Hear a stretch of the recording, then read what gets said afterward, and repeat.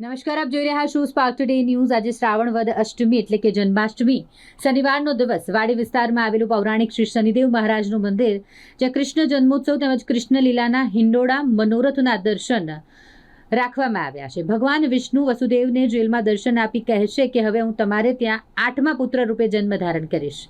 વસુદેવ બાલકૃષ્ણના જન્મ થતાની સાથે જ જેલવાસમાંથી નીકળી ભગવાનને નંદ બાબાને ત્યાં લઈ જાય છે।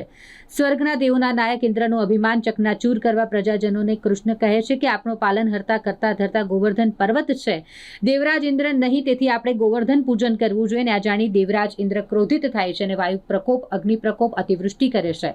અને ત્યારે ભગવાન કૃષ્ણ ગોવર્ધન પર્વતને પોતાની ટચલી આંગળીએ ધારણ કરી સર્વેનું રક્ષણ કરે છે અને ઇન્દ્રના અહંકારનો નાશ કરે છે। આ તમામ જે કૃષ્ણ લીલા છે તેના હિંડોળા રાખવામાં આવ્યા છે। કૃષ્ણ જન્મોત્સવની ઉજવણી પણ કરવામાં આવશે। વાડી વિસ્તાર સ્થિત પૌરાણિક શનિદેવ મહારાજના મંદિરે હિંડોળા મનોરથના દર્શન કરવા માટે ભક્તો પહોંચી રહ્યા છે।